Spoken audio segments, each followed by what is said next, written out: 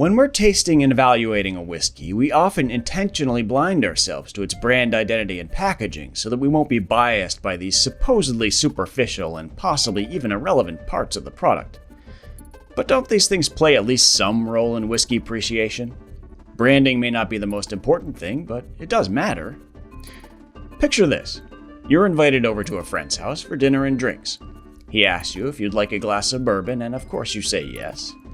He slides the filled glass over to you and you lift it up to look at it. It's got some decent color, so you take a sniff. Smells fine. You have a sip. It tastes alright, even pretty good. Your friend asks you if you'd like to know what you're drinking, and you tell him you would. He then reaches under the bar and pulls out the bottle you've been sipping from and sets it down on the counter. When you first see it, you find it difficult to hide your shock, since what you're now looking at may be the worst packaging in all of bourbon. Heck, maybe in all whiskey.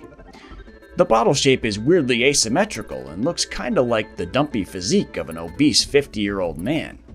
The label is all cluttered and messy. None of the elements seem like they belong together.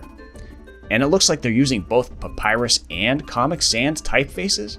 Woof. The brand mascot looks like some disgusting cartoon farmer that was fired from Mad Magazine. On the back of the bottle, they have a badly pixelated distillery photo with the company's story overlaid on top of it in text you can barely read. You try to ignore the bottle and continue the conversation with your friend, but you're so distracted by this awful packaging that you can't focus on a single word he's saying. You start to take another sip of the bourbon, but when you go back in, it seems different.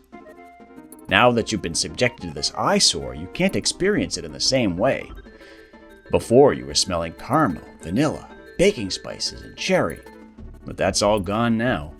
What's left is only the smell of rotting cabbage, burnt hair, and asparagus urine. You take another sip, but now it tastes all weird, like someone blended together cream soda, beef gravy, and orange juice.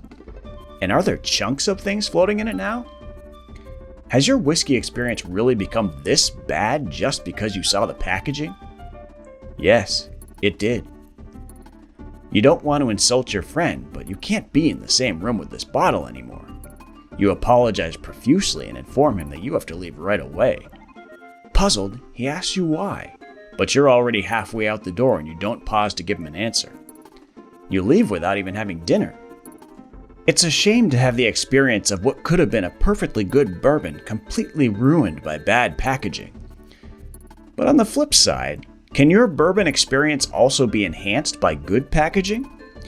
And which bourbon truly has the best branding? Let's have a look and see what's out there. This one's kind of old-fashioned, but there's nothing wrong with that. No, I don't think so. Hey, someone put your label on crooked. This one's okay. Kind of like the crest, but the font looks a little amateurish, I think. No way. This one looks like a lozenge. Well, it's not brilliant, but not bad either.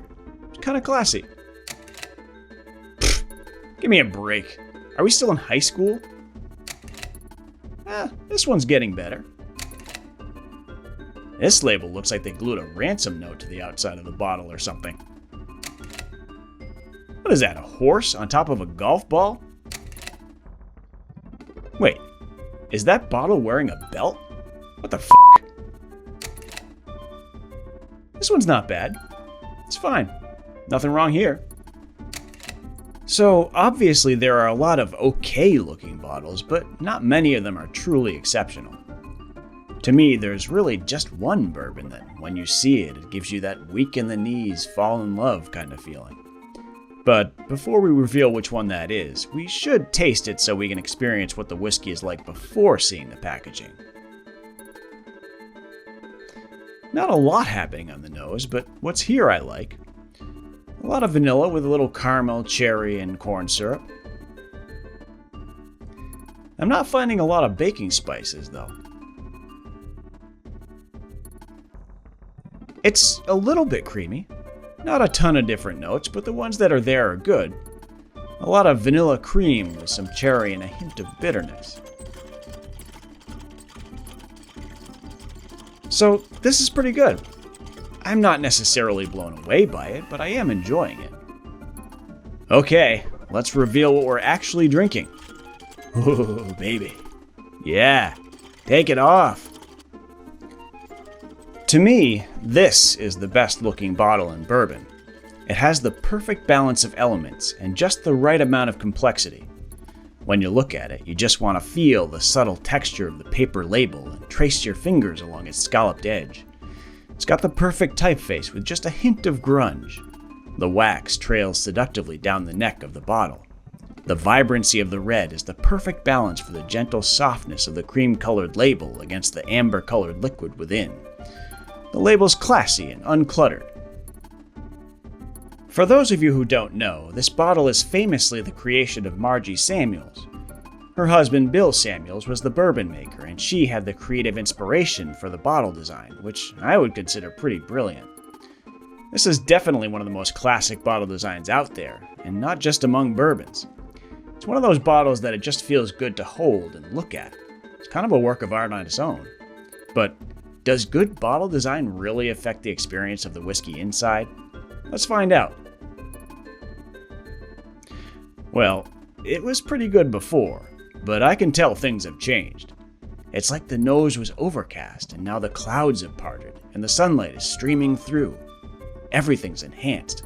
The caramels are more caramely, the vanillas are more vanilla-y, the fruits are more fruity. It's now richer and more complex. Before, it was just a really good jug band, but now it's Vivaldi's Four Seasons. I realize that blind tasting a whiskey to isolate the flavor and aroma elements is important and even essential, but the visuals can and should be a part of the overall enjoyment. Who doesn't appreciate a good color on a whiskey? As long as it's a natural color, as bourbon is required to be by law. And when isn't a whiskey enhanced by good bottle design and branding? At least a little bit. You don't want your fine whiskey served to you from some rusty old slop bucket, do you? Don't you want it dressed in something nice? After all, don't they say the clothes make the man? And no, I don't know who they are. No one knows who they are. All I'm saying is that even though the visuals that come with a good whiskey may not be the most important thing, they do play a small part in the quality of the overall experience. I think in your heart you know.